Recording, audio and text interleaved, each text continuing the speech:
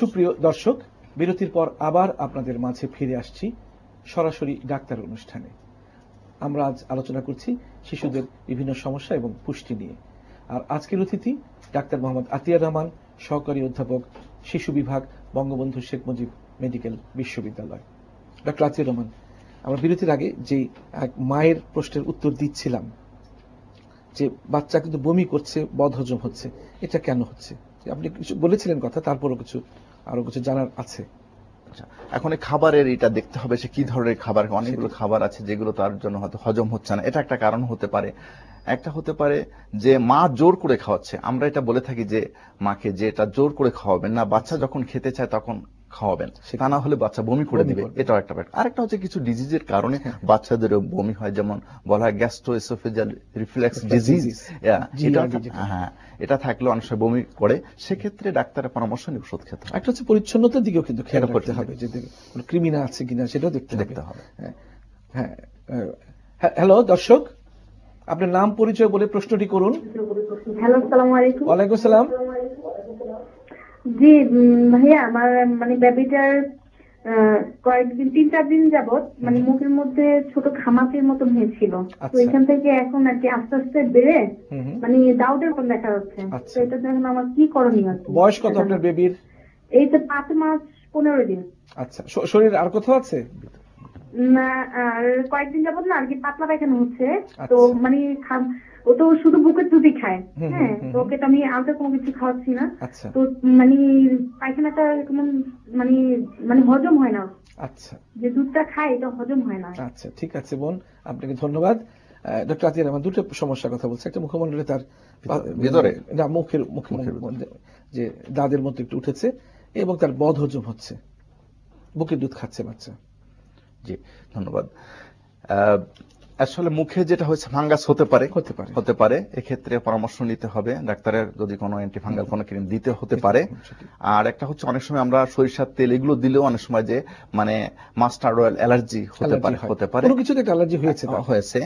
আর যেটা বলছেন যে ওর বারবার পায়খানা করছে, অ্যাকচুয়ালি বুকের দুধ আমরা বলি ব্রেস্ট মিল্ক মোশন, তার মানে বুকের দুধ খেলে কিন্তু বাচ্চারা বারবার পায়খানা করে, এটাকে ডায়রিয়া বলা যাবে না। আচ্ছা, সুতরাং এটাকে স্বাভাবিক, এটাকে খুব একটা গুরুত্ব দেওয়ার দরকার নেই। এর জন্য ওরসালাইনের দরকার, বুকের দুধই ওরসালাইন। আচ্ছা, ডক্টর আতিয়ার রহমান, কিভাবে বুঝবেন যে শিশুকে পর্যাপ্ত দুধ দেয়া হচ্ছে বা শিশু পর্যাপ্ত দুধ পাচ্ছে, এটা মা কিভাবে বুঝবে? আমরা দুইটা ফ্যাক্টরি বলে থাকি। একটা হচ্ছে বাচ্চা যদি 24 ঘন্টার ভিতর 6 বারে বেশি পেশাব করে এবং বাচ্চার যদি ওজন বাড়ে, তাহলে বুঝতে হবে যে বাচ্চা পর্যাপ্ত দুধ পাচ্ছে। আচ্ছা, তাহলে 6 বারের বেশি হতে হবে, কিন্তু 6 বারের কম যদি হয় তাহলে হয়তো বুকে দুধ পাচ্ছে না। কিন্তু পাচ্ছে না তারগুলো আবার কারণ দেখতে হবে। তাই বলে বুকে দুধ বন্ধ করার কোনো আমাদের দেখতে নেই, বরং দেখতে হবে যে বুকের দুধের যে কোনো ফ্যাক্টর আছে না যেগুলো সে মানে দুধ আসছে না, মানে ঠিকমতো হয়তো পজিশনটা ঠিক হচ্ছে না, অ্যাটাচমেন্ট বলা হয়, এগুলো হয়তো হচ্ছে না, সেটা দেখতে হবে। আচ্ছা, মায়ের কোনো খাবারের দিকে মানে গুরুত্ব দিতে হবে যে এই বিশেষ খাবার খেলে বুকের দুধ বাড়বে? না, অনেকে বলে না গ্রাম বাংলায় যে বেশি করে লাউ খাও, তারপরে যে কি একটা ভর্তা খাওয়া, যে এগুলো কালাজিরার ভর্তা, এগুলি খেলে আসলে গ্রাম বাংলাতে এখনো প্রচলন আছে যে দাদি নানিরা বলে মাদেরকে যে বেশি করে লাউ খেতে হবে, কালাজিরার ভর্তা খেতে হবে, তাহলে মায়ের বুকের দুধ বাড়বে। এটা কি কোনো সায়েন্টিফিক আছে বলে মনে করেন আপনি? মা আগেই বলেছি যে মা সব ধরনের খাবার খেতে পারবে, লাউ খাবে, তবে কালিজিরাটা খেলে আসলে দুধ বাড়ে। সেক্ষেত্রে একটু পরিমাণে বেশি খেতে হবে এবং সব ধরনের খাবার মা খেতে পারে। এমন স্পেসিফিক খাবার যে লাউ খেতে হবে, একদম ভর্তা খেতে হবে, এবং কিছু খাবার রেস্ট্রিকশন করে দেওয়া হয় যে এটা খাবে না, এটা খাবে না, নানিরা দাদিরা এগুলো বলে, এইগুলো করা যাবে না। বরং সব ধরনের খাবার মা খাবে, শুধু ঝালটা অনেক সময় অনেকের দেখা যায় যে অ্যাসিডিটি হয়, সেগুলো ক্ষেত্রে হয়তো ঝালটা খেলো না, কিন্তু সব ধরনের খাবার মা খেতে পারবে, এতে দুধ বেড়ে যাবে। ডক্টর আতিয়ার রহমান, আমরা জানি যে আগামী 2 তারিখে বিশ্ব অটিস্টিক দিবস। সারা বিশ্বে কিন্তু অটিজম একটা বিশাল সমস্যা এবং বাংলাদেশেও কিন্তু এই সমস্যাটা বেশ বেড়ে গেছে। হয়তো আগে আমরা জানতাম আমরা মানসিক প্রতিবন্ধী বলে এটাকে চিহ্নিত করতাম, কিন্তু আজকাল আমরা জানছি যে কোন বাচ্চা, কোন শিশু মানসিক প্রতিবন্ধী আর কোন শিশু অটিস্টিক। এটা সম্পর্কে আপনার একটু অভিজ্ঞতা বলুন। অটিস্টিক আমাদের সংখ্যা দিন দিন বাড়ছে এবং দেখা যাচ্ছে যে আমাদের বাংলাদেশেও এটার সংখ্যা 5 থেকে 10 জনের মতন হাজারে এটা দিন দিন বাড়ছে। এটা বাড়ার কারণ আসলে সঠিক কারণ আমাদের এখনো জানা যায়নি। কিছু জন্মগত কারণ আছে, অথবা কিছু দেখা যায় যে মানে পেরেন্টাল অ্যাসপেক্সিয়া হোক, ব্রেনে কিছু অ্যানোমেলি থাকার কারণেও দেখা যাচ্ছে যে অটিস্টিক সাইড আমরা পাচ্ছি, এগুলো বেড়ে যাচ্ছে। হয়তো আগে হয়তো খেয়াল করা হয়নি, হয়তো অটিজম আগেও ছিল, কিন্তু তারপর এখন তো বিভিন্ন ধরনের ওই যে ভেজাল খাওয়া হচ্ছে, বিভিন্ন ধরনের মানে কেমিক্যালস আমরা আমাদের মায়েরা খাচ্ছেন, এটার জন্য হয়তো বা এগুলি হাইপোথিসিস এগুলো কোনো আসলে এখনো নির্দিষ্ট কোনো কারণ খুঁজে পাওয়া যায়নি। তবে সুখের কথা হচ্ছে যে আমাদের মাননীয় প্রধানমন্ত্রী এবং তার সুযোগ্য কন্যা তারা কিন্তু ব্যক্তিগতভাবে এই অটিজমের বিরুদ্ধে প্রত্যেকের একেবারে যুদ্ধ ঘোষণা করেছেন, এবং আমার মনে হয় পলিটিক্যাল কমিটমেন্ট খুব বেশি প্রয়োজন কোনো একটি রোগের বিরুদ্ধে বা কোনো একটি সমস্যার বিরুদ্ধে যুদ্ধ করার জন্য। হ্যাঁ, এবং সচেতনতা বাড়ানোর জন্য এই পলিটিক্যাল কমিটমেন্ট খুব দরকার। আর আমাদের শীর্ষ নেত্রী যখন এই দায়িত্ব নিজে নিয়েছেন, আমার মনে হয় এটা বোধহয় খুব একটা এই অটিজমের বিরুদ্ধে বোধহয় অনেক মানুষ সোচ্চার হবে, মানুষ বুঝতে শিখবে। আপনি কি মনে করেন? জি, এই জন্য তো 2রা ডিসেম্বর বিশ্ব অটিস্টিক দিবস পালিত হবে। এই দিবসে বিভিন্ন প্রোগ্রাম থাকবে এবং প্রোগ্রামের মাধ্যমে জনগণ জানতে পারে, সচেতন হবে এবং এটার একটা আমাদের ডেফিনেটলি আসবে। আবার একটু ফিরে যাই যে মা যদি চাকরিজীবী হয় তাহলে এই শিশুর যত্ন নেবে কিভাবে? হ্যাঁ, মা বুকের দুধ খাওয়াবে কিভাবে? হ্যাঁ, অ্যাকচুয়ালি সরকার কিন্তু এখন 6 মাস ছুটি ঘোষণা, ছুটি দিয়েছে মাকে, মাতৃকালীন ছুটি 6 মাস দিয়েছেন।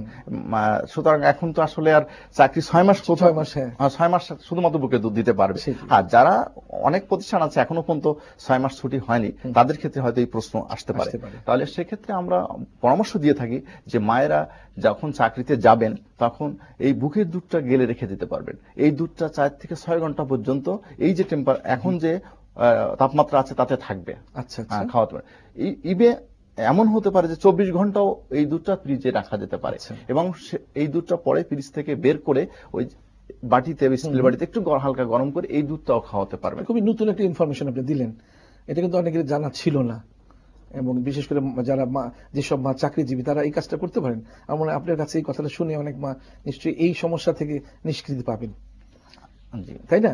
আর 6 মাস থেকে 1 বছর যখন শিশুর বয়স হয়ে যাবে তখন কি বুকের দুধ তো একেবারে কন্টিনিউয়াসলি দেওয়ার দরকার নেই?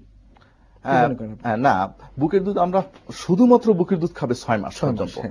6 মাসের পর থেকে বুকের দুধের পাশাপাশি বুকের দুধের অন্য খাবার যেমন সুজি, খিচুড়ি, কলা, ডিম এগুলো খেতে হবে। তবে এই 6 মাস শেষ হলে একেবারে যে সবগুলো খাবার প্রথমে সুজি শুরু করলে হয়তো দেখা 3 থেকে 5 দিন একটু একটু করে সুজি দিল, তারপরে আবার হয়তো একটা আইটেমের পরে খিচুড়িতে গেল, খিচুড়ি অল্প অল্প করে দিয়ে এরপর খিচুড়ি, সুজি, কলা, 7 মাস থেকে ডিম, এইভাবে এই দুধের পাশাপাশি কিন্তু এই খাবারগুলো। বুকের দুধ 2 বছর বুকের দুধ 2 বছর চলবে। স্কুলের খাবার কি হওয়া উচিত মনে করেন?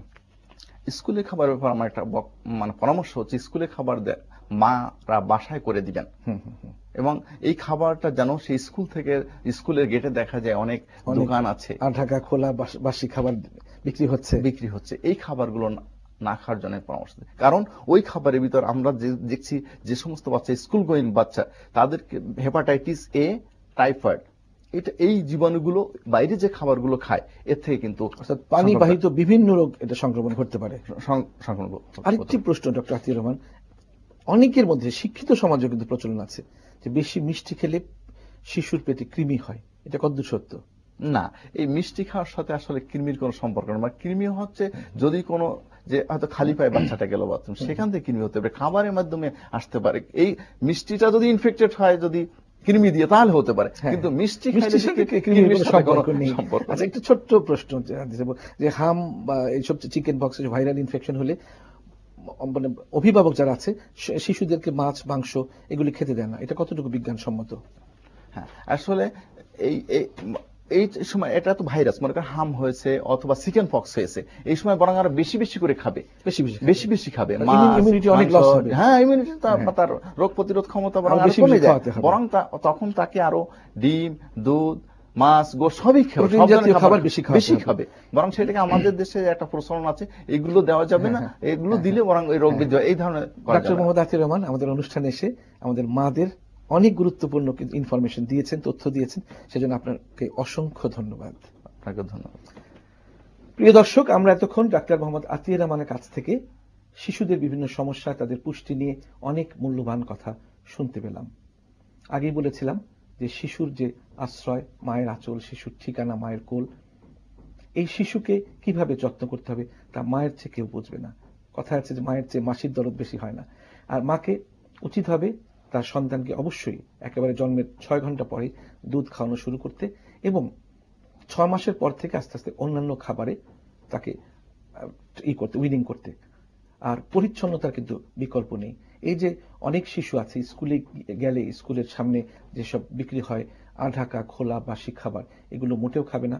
এগুলোতে কৃমি থেকে শুরু করে বিভিন্ন ধরনের পানিবাহিত রোগের সংক্রমণ করতে পারে। আরেকটি কথা ডক্টর আতিয়ার রহমান বলেছেন যে মিষ্টির সাথে কৃমির কোনো সম্পর্ক নেই। তবে সবচেয়ে বড় কথা, এই যে সামনে শীত আসছে, এই সময় আপনার শিশুকে খুব সতর্কভাবে রাখবেন, খুব সাবধানে রাখবেন, যাতে আপনার শিশুর ব্রঙ্কিওলাইটিস বা বিভিন্ন ধরনের ভাইরাস সংক্রমণ না ঘটে। প্রিয় দর্শক, আমরা আমাদের আলোচনার প্রায় শেষ প্রান্তে এসে পৌঁছে গেছি। যদি আপনারা আমাদের ইমেইল করতে চান তাহলে আমাদের ইমেইল অ্যাড্রেস হচ্ছে ssd_live@hotmail.com। যদি আমাদের কাছে চিঠি লিখতে চান, চিঠি লেখার ঠিকানা প্রযোজক সরাসরি ডাক্তার বৈশাখী মিডিয়া লিমিটেড, 6ষ্ঠ তলা, 32 মহাখালী বাণিজ্যিক এলাকা, ঢাকা 1212। প্রিয় দর্শক, আপনারা ভালো থাকুন, সুস্থ থাকুন, সুন্দর থাকুন, এই প্রত্যাশা রেখে আজকের অনুষ্ঠান এখানে শেষ করছি। সবশেষে সবার জন্য এবং আপনাদের শিশুদের জন্য রইল অনেক অনেক শুভকামনা।